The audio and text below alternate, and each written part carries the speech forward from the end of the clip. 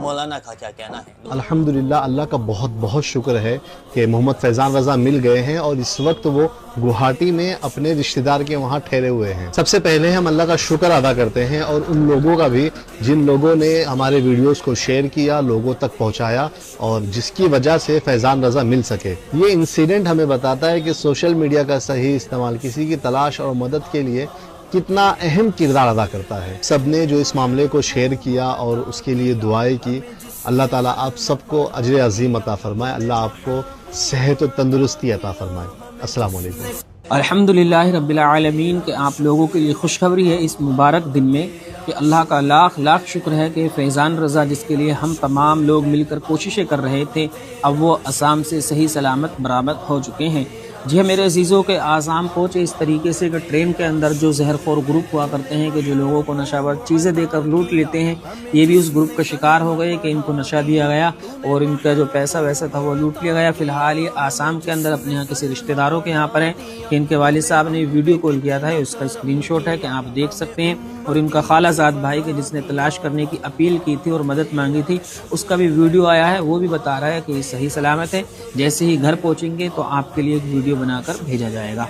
और मैं कहूँगा उन लोगों से कि जिन लोगों को सफ़र करना होता है, वो घर से दूर आना जाना करते हैं, तो मेरे भाई रास्ते में कभी भी किसी से कितनी अच्छी दोस्ती मत कीजिएगा कि कहीं ऐसा ना हो कि आपकी गलती आपके लिए नुकसानदेह और घर वालों के लिए आजमाइश का सबब बन जाए। कि हर किसी के वालिदैन जब बच्चा घर से निकलता है, चाहे वो 10 का हो, 15 का हो, 60 साल का हो, अगर माँ बाप हयात हैं तो यही कहा करते हैं कि बेटा कभी किसी से लेकर कुछ मत खाना। मगर लोग गर्म जोशी में और अपने आप को होशियार समझकर इस तरीके के अमल करते हैं, तो आप भी होशियार रहिएगा कि ज़रूरी नहीं जिस तरीके से आप या दीगर हम मुसलमान रहमदिल हैं, सामने वाला भी उसी तरीके से रहमदिल हो। अल्हम्दुलिल्लाह, बड़ी खुशखबरी है। फैज़ान गुवाहाटी में मिले। उन्हें ट्रेन में जहरखोर ग्रुप ने लूट लिया था। सफर में अजनबियों से दोस्ती ना करें, आपकी छोटी गलती भारी पड़ सकती है। नमस्कार दोस्तों, आप देख रहे हैं आपका अपना चैनल और आज की इस बड़ी रिपोर्ट में हम बात करने वाले हैं उस मामले की कि और इसी तौसीफ रजा का केस था, वो भी बार बार फैजान के अम्मी अब्बू के दिमाग में आता है और केस आना लाजमी भी था, क्योंकि इसी तरीके की चीजें मौलाना तौसीफ रजा के साथ भी हुई थी। इसी चीज को लेकर फैजान के अम्मी अब्बू बहुत ज्यादा डर भी जाते हैं, उन्हें अपने बेटे की चिंता सताने लग जाती है। वो सोचते हैं कि कहीं कोई फैजान के साथ अनहोनी ना हो गई हो, कुछ शैतानों ने, कुछ दरिंदों ने फैजान के साथ कुछ ऐसा ना कर दिया हो जिसके बारे में वो सोच भी नहीं सकते हैं। लेकिन खुदा का रहम करम होता है, अल्लाह से दुआएं की जाती हैं पूरे देश के अंदर। जिसको भी फैजान के बारे में पता चलता है, सब खुदा से हाथ उठा के दुआएं करते हैं। हालांकि मैंने भी फैजान के लिए काफी दुआएं की थी, मैंने अपने घर वालों से भी कहा था दुआएं करने के लिए, उन्होंने भी काफी ज्यादा फैजान के लिए दुआएं की। आप लोगों ने भी कमेंट सेक्शन में मुझे बताया कि आप लोगों ने भी फैजान के लिए काफी दुआएं की थी और उन दुआओं का असर अब हो चुका है, फैजान मिल चुकी है। फैजान का पता चला है कि फैजान असम के गुवाहाटी में अपने किसी रिश्तेदार के यहाँ पर है, जिसके बाद फैजान के अब्बू से बातचीत भी हो गई है और फैजान अब अपने घर भी पहुंच चुके हैं सही सलामत। इस तरीके की खबरें निकल कर आ रही हैं। जिस तरीके से रिपोर्ट में देखा जा रहा है, जिस तरीके से लोग बता रहे हैं, गोपालगंज में जो फैजान के घर के पास लोग रहते हैं, उनका बताना है कि फैजान सही सलामत अपने घर लौट चुके हैं और फैजान के साथ ट्रेन में बहुत ज्यादा खतरनाक हादसा हुआ था, जिसने फैजान की जान पर भी बनाई थी। जी हाँ, फैजान कैसे भी करके बड़ी मुश्किलों से अपनी जान बचाकर इस हादसे में से निकलते हुए भी नजर आए, ऐसा कहना है फैजान का अपने घर पे आगे। फैजान ने बताया कि कुछ लोग ट्रेन में उन्हें नशीला पदार्थ खिलाने की कोशिश कर रहे थे, लेकिन वो बार बार मना कर रहे थे, जिसके बाद फैजान को मारा पीटा गया। फैजान से लूट करने की कोशिश की गई। फैजान के पास जो चंद पैसे थे और जो उनके पास कुछ सामान था, उसे लूटने की कोशिश की थी इन दरिंदों ने, लेकिन फैजान ने अपना बचाव किया। फैजान ने इन लोगों से लड़ने की ठान ली, पर फैजान के सामने ये लोग भारी पड़ गए और फैजान को इन लोगों ने बहुत ज्यादा मारा पीटा, जिसके बाद फैजान जैसे तैसे करके अपनी जान बचा के इन लोगों के चंगुल में से निकले। अगर फैजान इन लोगों के चंगुल में से ना निकलते तो ये फैजान को भी मौत के घाट उतार सकते थे, इस तरीके का दावा भी फैजान ने कर दिया है। फैजान का फोन वगैरह भी लोगों ने छीन लिया, जिसके बाद उसके फोन को स्विच ऑफ कर दिया गया। जी हाँ, इसी वजह से फैजान का ना कॉल लग रहा था, ना उससे किसी भी तरीके का कांटेक्ट हो पा रहा था। पर अब फैजान सही सलामत अपने घर लौट चुके हैं। सभी की दुआएं रंग लाई हैं। जितने भी मौलानाओं ने, जितने भी हाफिजों ने फैजान के लिए वीडियोस बनाई, मैं उन सब का शुक्रिया अदा करता हूँ। सभी लोगों का शुक्रिया अदा करता हूँ जिन्होंने भी फैजान के गुमशुदा होने की वीडियोस बनाकर लोगों में फैलाई, देशवासियों को दिखाई।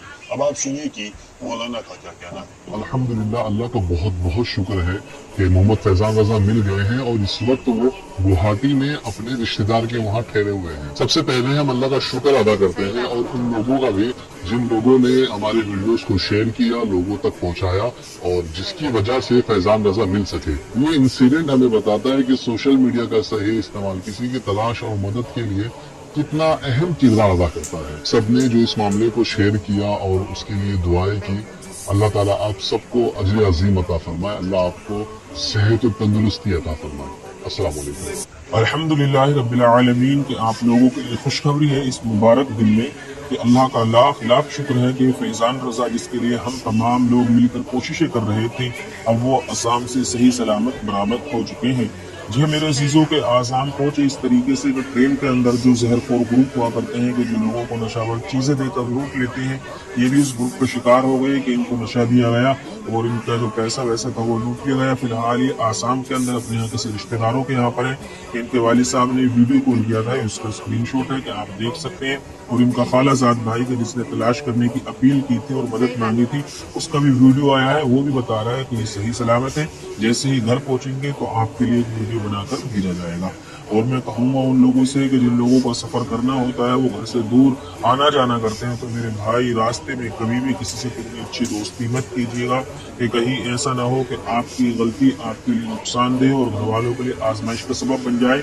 या किसी के वालिदैन जब बच्चा घर से निकलता है, चाहे वो 10 का हो, 15 का हो, 60 साल का हो, अगर माँ बाप हयात हैं तो यही कहा करते हैं कि बेटा कभी किसी से लेकर कुछ मत खाना।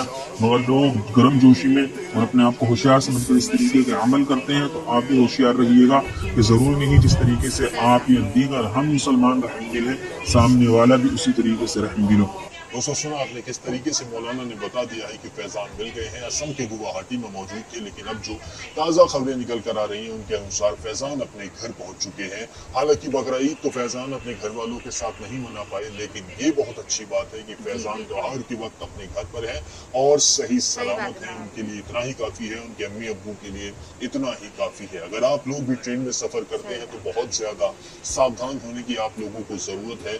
आप लोग अपने साथ कुछ ऐसी चीज़ रखें, कुछ ऐसा एक्स्ट्रा फोन या फिर कुछ भी ऐसी चीज जरूर रखें जो आपकी मदद कर सके। पहले से ही स्पीड डायल पर अपने जो बहुत ज्यादा भरोसेमंद लोग हैं उनका नंबर जरूर रखें ताकि आप इमरजेंसी में कॉल कर सकें। रेलवे पुलिस का नंबर भी आप अपने फोन के अंदर सेव रखें ताकि आपके साथ कुछ भी इस तरीके की चीजें हो तो आप तुरंत रेलवे पुलिस को फोन करके बता सकें।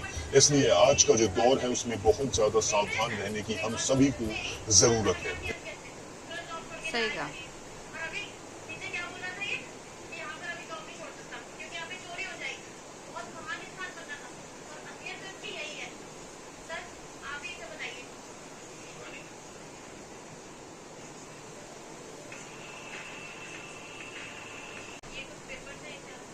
जी बिल्कुल सही बात है मैम आपकी, सही बात।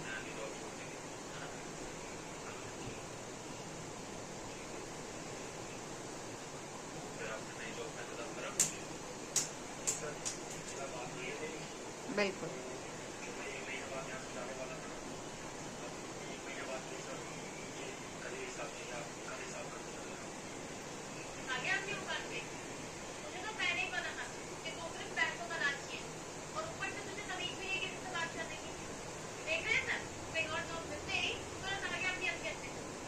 सही कहा।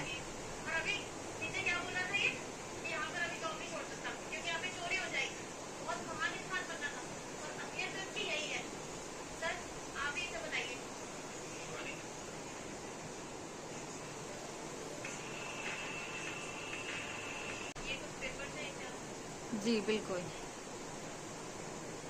सही बात है मैम आपकी। सही कहा।